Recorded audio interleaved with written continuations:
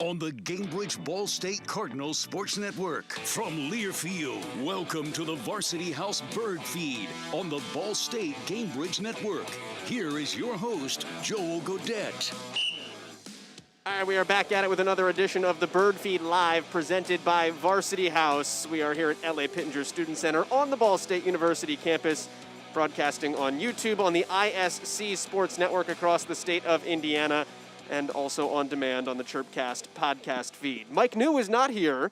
Bryce Cosby is not here. They are both on a bus. The Cardinals are headed to Akron to take on the Akron Zips in football tomorrow night. That's a 7 o'clock tip-off on the CBS Sports Network and on the Cambridge Radio Network. It'll be the Cardinals and Zips at 6 o'clock with our countdown to kickoff presented by Northwest Bank, and then a 7 o'clock kickoff from InfoCision Stadium. James Whitford joins us presently, though. We'll have two coaches on the program this week. Talk some men's hoops. We'll talk some women's volleyball. We'll talk volleyball because they're on a roll right now. We'll talk men's hoops because their season opens on Wednesday night. The Cardinals will be home 7 o'clock inside Worthen Arena. So, Whit, good to sit down and talk with you here. Great to be here. And great to be in front of some people that can actually get a chance to come to our games, which hasn't happened for a couple of years. I was going to say, it's a different environment. You have said to many people this year already that the last time we allowed fans in the building, Ball State led the Mid-American Conference in attendance. Yeah. That thought, I'm sure, has not been far from your mind. Yeah, I'm eager to get – it was an unusual year last year. I'm eager to get some people into the stands and support us. We were practicing the other day when Kelly's team was playing Bowling Green, and I could hear the fans. They were loud, and I'd love to replicate that same thing. That was electric on Thursday night. We'll talk about Ball State volleyball's win over previously unbeaten Bowling Green. Cardinals are now up to 39th in the RPI this week. That'd be a good place for you guys to be as well. I'm sure you've got grand designs on what this season can be. The fun question about it, because people always ask me, because they think I know something. I have no idea. They always go, Joel, how's the team going to be? And I have no idea. And this year I really have no idea. Do you have an idea? Because it's like, I feel like to an extent you got to see a game and then you get a really good picture, and there's so much unknown, it makes it fun. Yeah, there's some truth to that, but we're far enough along now. We have had a scrimmage, which I'm not allowed to talk about, but we have had a scrimmage where we played somebody else, and I'll tell you this, we played well, and I think really showed some potential for where we could be this year. We have a lot of exciting pieces. We have 3 really good freshmen, and I think we got a chance to be very good. 3 really good freshmen, a couple of transfers as well. 7 guys that did not play in a game last year are on roster and in uniform this year for you. So I guess give me the grand scope of what this could look like if you take a step back at Ball State men's basketball. Well, what I would say is, we have a chance to be a very big physical team. We have a chance to be a very good rebounding team, a chance to be hardest scoring at the rim. It's a bigger, more athletic team than we've had in a long time. I would expect for us to dunk the ball more than we've ever dunked it. But who we want to be is a team that can really impose our physicality in and around the basket, be able to dominate with our defense and catapult that into our defense to offense, and being able to turn into points quickly because of our athleticism, because of our length. I think we should be able to do that. And so far we're off to a good start with that. And it's a really hard-working team, and obviously we got to sustain that during the course of the year. So we won't talk about the closed scrimmage that may or may not have happened against a team that may or may not have been NCAA tournament caliber in recent years. I don't know. But you guys did play an open scrimmage. You had an open practice where fans could come homecoming weekend. And in one half of basketball, you were on pace to score 120 points. Yeah, ironically, we did that in our closed scrimmage again, too. We've scored the ball really well in both games. But, we defended better in the second one. But, we're playing fast, and we want to play fast, and that's a good thing. But we're off to a good start offensively. Who might people not know now that they're going to know when they get in their cars at 10 o'clock on Wednesday night? I think all 3 freshmen, you're going to see them all on Wednesday night. Jalen Sellers from Columbus, Georgia, Bashir Jihad from Michigan, and Peyton Sparks here from Winchester. You're going to see all 3 of those guys quite a lot this year, and you're going to get to know them as time goes on. I think Tyler Cochran, the transfer from Northern Illinois, has got to have a chance to have a very good season for us. I think he's an impactful player. Demarius Jacobs from St. Louis, I think, is a very good player. And Mickey Pearson, the transfer from TCU, he's really come on here in the last 10 days and has carved himself out into a role, and I think can really help us. On top of the guys that you should know, Luke Bumbalo from Newcastle, Myron Thomas, and Jalen Wyndham. Those are all guys that I think fans here know and will continue to see more of. May we see Reggie Jones as well in that mix? Yeah, you will in time here. He's just still, he's still recovering. So how quickly? It's not that I shouldn't say he's still recovering. He's recovered. It's not that he has no issues. He has some, but it's more just rhythm takes a long time. When you've missed better part of a year, year and a quarter for basketball, it doesn't come back in 2-3 weeks. And he's not only got to get comfortable, but he's got to learn how to play with the system and play with other guys and be good on both ends of it. And so there's just a transition that he's not all the way through, but that day and time will come. The freshman class has been nicknamed PB&J, right? Yes, by them, by PB&J.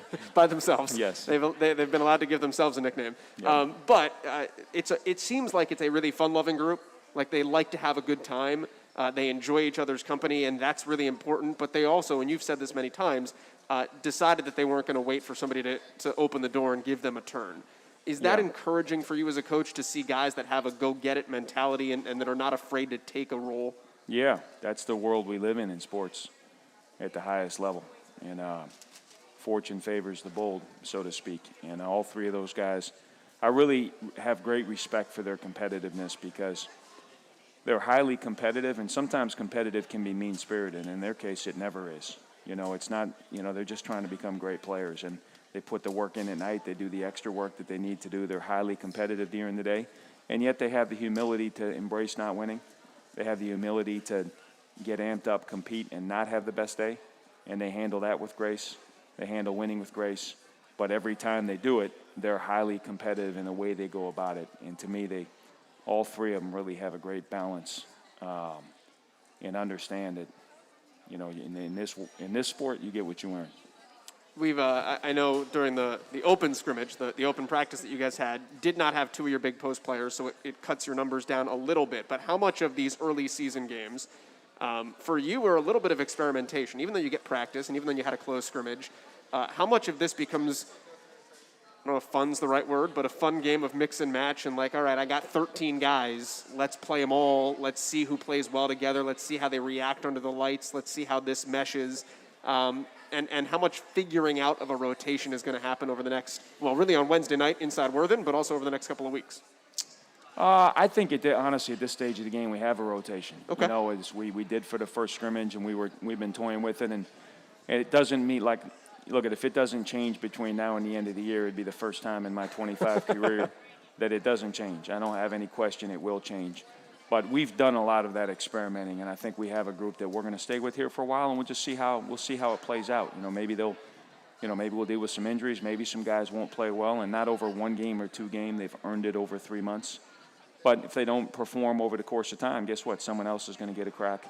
That's how it works. And but we've done a lot of experimenting, and I think we're settling in on a way that I think we feel like we can play. Does that give you confidence as a head coach at this juncture with a team that is that new that you can sit back and say, you know what, I've got a good vibe for what we could look like, at least from who's going to get an opportunity from jump? Yeah, I think so. I mean, we as a staff, we've had so many new guys that we've been looking at it for a long time, and we have a very transparent program. Our guys are told from the beginning what it is we're looking for, and we chart and collect every stat under the sun, and so we have as much data as we can, and we can't toil a whole lot longer now. These games they count, so we got to be able to put our best foot forward and keep getting better as the year goes. What's the most random or surprising statistic that would not matter to anybody in this room that really is important to you guys as a coach that you chart? We have one thing we call practice points, which isn't one stat, but we chart everything we do in a live competitive standpoint, so we know how many rebounds you're getting, offensive rebounds, how many steals, how many blocks. How many times you win, your team wins, how many times they lose, and what's your efficiency from 2, your efficiency from 3, and we chart it for us, but we chart it for them. I think it's important that they have the information they need to figure out what they're doing well and what they're not doing well, so they can adjust. Head coach James Whitford joining us here. Ball State men's and women's basketball open Wednesday afternoon and evening inside Worthen Arena. The women play at 4, the men play at 7. Those are exhibitions. It will count next week. The men will be on the road on Tuesday. Women will be at home, and then the men are at home for the first time next Saturday, November 13th, inside Worthen Arena. James, as you continue to look at all of this, and you talked about excitement and scoring some points, you've got a new point guard this year. You've got several new point guards this year, but Demarius Jacobs, a guy that transfers in from St. Louis, you talk about being exciting, playing above the rim, highlight potential. Is that all, or are those all words that apply to what he brings to the table for you? Yeah, he does for sure. He's had a few highlight reels in practice. He's really explosive. And I think the other thing with Demarius is he's a great teammate. He's got a real positive energy. He's a very high basketball IQ. And he told me once he can really learn from watching. And he can. I'd like to learn from doing a little bit more. And but he's a very smart player. He's fun to be around. He's a great teammate. He's really positive, and I think he's got an infectious personality. Let me talk about the one guy that's not on your team, because I said this to David Iha. There might not be any more buzz in the Mid-American Conference about a player who's not actually on a roster right now than you guys get with Luke Brown coming in. Yeah. Fifth all-time in state history of Indiana in scoring. He was third in Mr. Basketball voting last year. It's not every day you get that guy at Ball State and in the Mid-American Conference. How big a deal was it that on Friday you guys announced Luke Brown coming to the team? Big, really big. He's got a chance to be a great player, and he was really good in high school. And I've talked to the coaches at Stetson, and they rave about him, And he was there for like 3 days. No, he was more than that because he was there all summer. Okay. He was there with the summer. He practiced but with even him that, in the like summer he's making an impression really quickly and on the fall. people. And I think it says a lot about him as a character, and I think it says a lot about the Stetson coaches that they parted mutually in good ways. I think it's good character people on both sides. But he's a really good player. Fans are going to love him. He's a highlight reel about every 5 to 10 minutes. He's one of those guys, Herb Sendek I used to work for would say that, we want to guard him the second he gets off the bus. You want to put a guy on him because he can shoot it from there too. Luke is one of those guys. When you look at his process, when Bracken Hazen was here, graduated last year for you guys, you talked many times about his courtship of like breaking your heart 3 times when every time you would want a yes and he would say no, and then when he called to give you a yes, you didn't have a scholarship for him and wound up walking on and it all worked out. What was the process like in courting Luke? Because I'm sure you were on him very early and did not win the initial battle, but he does wind up coming to Muncie. The thing that I think stood out to me is, we called him as soon as he got in the transfer portal, and once he figured out that, hey, we really wanted him, just like we did out of high school, I think the recruiting kind of picked up where it was out of high school. We had a real trust built in when he chose to go to Stetson. We a lot like their relationship, parted in really good ways. I knew the coaches from Stetson, told them I thought he made a good choice. He's playing for good people, and I think we just had a real kind of a warmth and a trust within each other that rekindled pretty quickly once we connected. Not to build up hype too much, but what are the odds we might see him in a uniform this year? I think pretty good. Okay. But it's a lot like my son wants an iPhone. He thinks his chances are pretty good, and he has no control. I think they're pretty good, and I have no control. So we'll see how that plays out. How do you plan for something like that? Because do you have to have 2 plans of what do we do if we get him, what do we do if we don't? Not really. I mean, maybe as we get closer, we'll start, If we get closer, we'll start adapting for getting him. But, if he comes in December 18th, it's not like... That's his first day? Yeah, and it's going to be it's going to take a few weeks. Sure. For him to get really comfortable doesn't mean we can't put him in here or there, but he's got to learn everything. And so that's a bridge we'll cross as we get into December. But right now we got to lock in on the guys we have. Got here a couple in the more first games game. before then, yeah. James Whitford joining us, talking Ball State men's basketball. I don't know if we will get an official answer to this on Wednesday night because it's an exhibition. So on Tuesday night next week, when you walk out of the locker room and you're on the sidelines in Statesboro, Georgia, getting ready to take on Georgia Southern, will you be wearing a suit and tie, or are we sticking with the basketball polo? We are sticking with the basketball polo. Is that a change for the positive across the coaching ranks? I've been waiting for 25 years for this moment. There's of the things that really came out positive, we all got to spend more time with our families, and I'll never put a suit on for a basketball game again. Those are 2 great things. You don't have anything to throw now when you get angry. That's more a Brady Sally thing. But it's a Brady thing. I'll adapt easily. I think I've ripped my tie off a couple times. I won't have that, but we'll be fine. James, I appreciate the time. Looking forward to Wednesday night, all right? Joel, thanks for having me. Head coach James Whitford joining us. Ball State men's basketball opens inside Worthen Arena on Wednesday night at 7 o'clock. We'll take a timeout here on the Birdfeed Live. Kelli Miller Phillips joins us next. Her women's volleyball team is in first place in the Mid-American Conference. The Cardinals right now in line, if all things go well, to host the Mid-American Conference tournament coming up at the end of November. The RPI released today, 39th in the country. That is the best in a decade for the Cardinals. Kelli Miller Phillips joins us next on the Birdfeed Live, presented by Varsity House.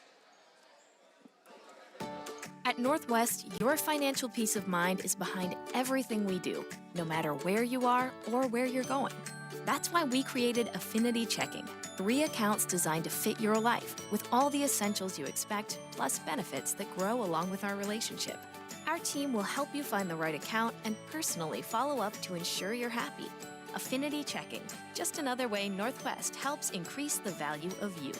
Northwest Bank is member FDIC, equal housing lender. While new vehicles may be harder to come by recently, Stoops Automotive has stocked their inventory with plenty of new-to-you vehicles to help you find the perfect ride. Cars, trucks, SUVs, all quality pre-owned at drive-home prices. And Stoops Automotive has an amazing staff to help you find exactly what you're looking for. Stoops Automotive, East Central Indiana's used car headquarters for over 30 years. Visit them today on West Clare Lane in Muncie or at stoopsauto.com. Stoops, we're driven to be the best. See dealer for details.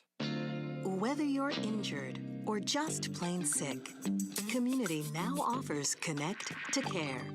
With one call or online click, we'll find you the closest open appointment. That could be a med check, a primary care doctor, or a virtual visit right on your screen.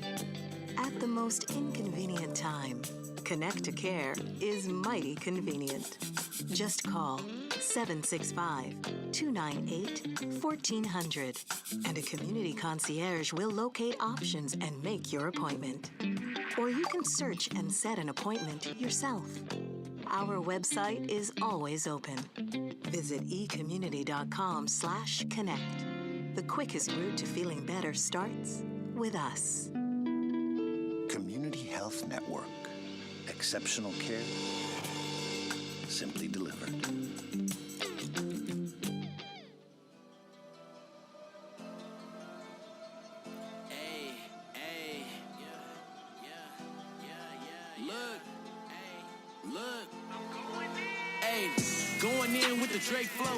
This is the Birdfeed Live presented by Varsity House here at the LA Pittenger Student Center on the campus of Ball State University. You can catch us every Monday around noon as we break down usually Ball State football. We are broadcast on YouTube, on the Chirp Cast podcast feed, and on the ISC Sports Network across the state of Indiana. Today we started with Ball State men's basketball coach James Whitford, and we will move on to Ball State women's volleyball coach Kelli Miller Phillips now.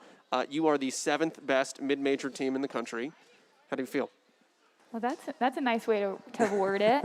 It feels good. I think our team is playing well. We're developing confidence each and every week out, and we're just trying to take it one day at a time right now. I was going to say, for you, you're trying to take it one day at a time. For me, I'm sitting here like, you guys are so great. Have you thought about how amazing you are? But let's talk about this past week, because that was like the gauntlet. You guys, and really even before that, you had a stretch of 4 matches where you played the other 3 best teams in the conference.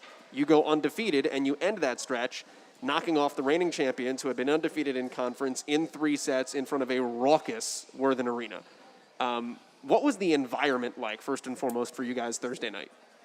Thursday night was fantastic. We had an unbelievable crowd, and from Ball State support, from community support, from student support, I mean, it was across the board, and I think that meant a lot to my team, and it meant a lot to me and the girls, and gave us just that extra bit of confidence that we needed for that home court advantage. And then I felt like we were locked in from point one. I mean, we were on a mission. We knew, and Bowling Green is an unbelievable team. We were going to have to play well the entirety of the entire match, and we did that, but it was a huge, huge part of the advantage we got from our crowd. Did you feel it? Like, I could tell from the first 2 points of the night that this is going to be a really fun, loud, raucous environment. Did that energy, like, do players block that out? Do you block that out? I think there's a little bit of both. I think there's certainly a level of focus and flow that you're in where you're just kind of doing what you normally do. But at the same time, there's this adrenaline that it's just undeniable. I mean, there were some huge swings on both sides, big digs, and you just hear the crowd roaring, and that just gets you more and more excited, more pumped up. And I think the girls fed off that in a good way. And that's something you have to learn to do when you're playing a championship type of environment, is how to handle that and how to use that to your advantage. And I thought we did a good job with that. Take me inside your mind as a coach, especially when your team is playing really well, because like typically when you guys are rocking and rolling and you swept the weekend, you won in 3 sets, both Friday and Saturday. I said Thursday, both Friday and Saturday night. Usually there's a modicum of excitement, but if you're watching this at home, if you look on the sidelines and look over at Coach Kelli Phillips during, like, her team is routing somebody, her demeanor will look something like this. What is running through your mind in those moments? Because you're such an analytical, live-in-the-moment type person. How do you break down a game like that when your team's cruising?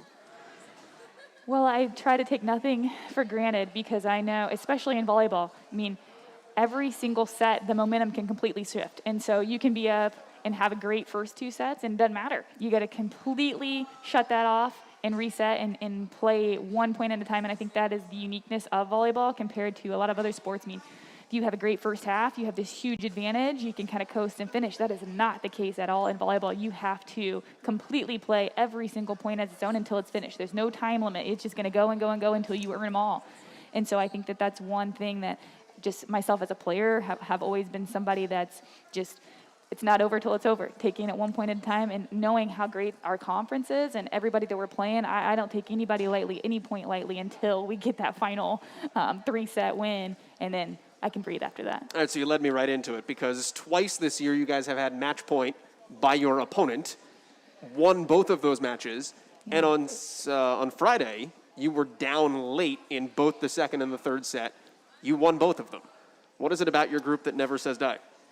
Well, I do think we have an experienced group that's played a lot of volleyball, and I also think they take on some of that same personality of the fact that it's just one at a time. And we have been fortunate enough to have some experience in those moments, and we practice a lot of games where it's tight at the end and you have to play clean and you have to continue to earn them. And like you said, you've been on both sides of the coin where you're right there. It's not over till it's over. And the same is true if you're down.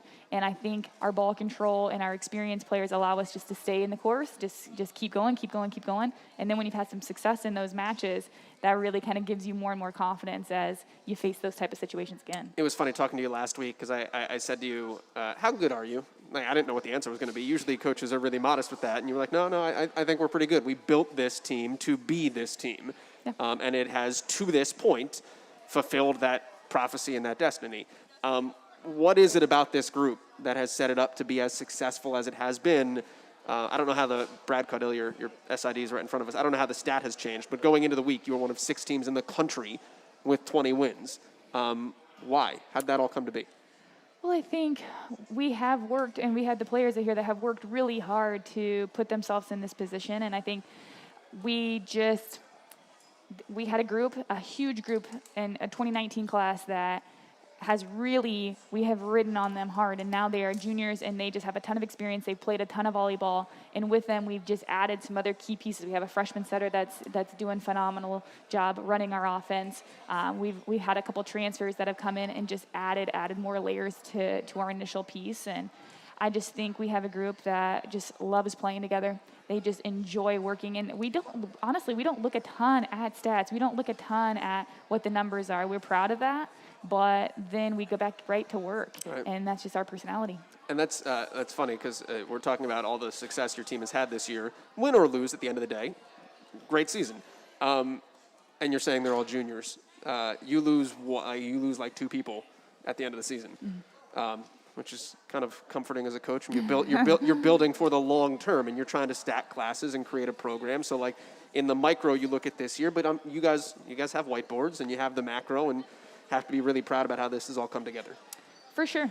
And I think that's our job as coaches. That's the one piece that we have a little bit control over is our recruiting and making sure there's shifts and movements. And there's a ton of things that you can't control. And that's going to continue to be the case, whether that's injuries or, heaven forbid, any other things like that.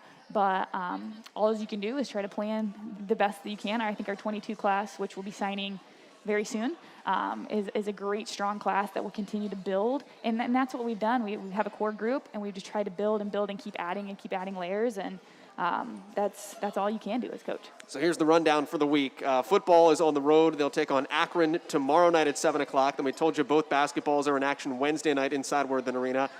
Thursday night and Friday night, they belong to you. Volleyball will be inside Worthen Arena. So it's a 6:30 first service for both the Thursday night and the Friday night match. That is the last time, hopefully not, but as of right now, the last time you can catch Ball State at home, coming up on Thursday and Friday against Central Michigan, then 3 more matches after that, and then hopefully it's the Mid-American Conference Tournament, fingers crossed, knock on wood. This might be for Micah, I don't know. Knock on the nearest hard surface. You guys will host the MAC tournament coming up at the end of November. How big a deal is that for you to have now put yourself in that position and to play from the front as opposed to having to chase, which is what you guys were doing until this past weekend? I think we talk about that all the time. We've talked about that from the very beginning. You have to give yourself an opportunity. And then the match is going to be played, and may the best team win when that time comes. But we've at least put ourselves in position for the opportunity that we want. We have an opportunity to be able to host. We have an opportunity to have first. We have an opportunity, and that's all you can ask for. And then the game's played, and may the best team win. And I think that's just the perspective you must have. But I mean, I'm very, very excited about that opportunity to be able to maintain that. But we have to finish out these next 5 playing really strong and no let-ups and continuing to build our confidence, our just overall games, and making sure that we're playing our best volleyball come MAC tournament time. Would you almost, is it better to have it play out the way that it had? Or, do you almost wish that maybe you don't take over that first place ledger until the end? Is it harder now to play with that pressure? Or now do you really see what you're made of when you're out in front, the X is now clearly on your back, and there isn't a margin to slip up to keep that goal? And obviously you want to host a tournament, you want to win the tournament, but you want to win the regular season as well. So to win the championship, it's now all in your hands. I don't think so, because I felt like we still had that same feeling going into this week, knowing that there's no margin for error when you've got great teams like Bowling Green, right. And no matter who you're playing, if you're playing them or not. And so I think we have been writing that and living in that this whole entire time, and not putting too much emphasis on that. All you can do is play that match ahead of you. And I think we're continuing to do that. I mean, we talk a lot about championship mentality, and you have to learn how to play in that. You have to learn how to play from the front. You have to learn how to win tight games when people are targeting you. And that's just part of this experience that I think our girls are doing a fantastic job of handling and maintaining composure, and we're going to have to continue to do that as we finish the season. Kelli, I'm looking forward to it. Friday night was amazing. It was an awesome atmosphere. Saturday was good too, but Friday was electric. So looking forward to 2 more of that this weekend, and then hopefully 3 more of that in a couple of weeks' time. But thanks for coming by. Really appreciate it. Appreciate it. Thank you, Joel. And that is Kelli Phillips joining us here on the Birdfeed Live. James Whitford joining us as well. Mike New will be back with Bryce Cosby next week to hopefully break down Ball State's win against Akron tomorrow night. That does it, though, for us here on this Monday. It's the Birdfeed Live presented by Varsity House on YouTube, the ISC Sports Network, and on demand on the Chirp Cast podcast feed. Take care, everyone. Chirp, chirp.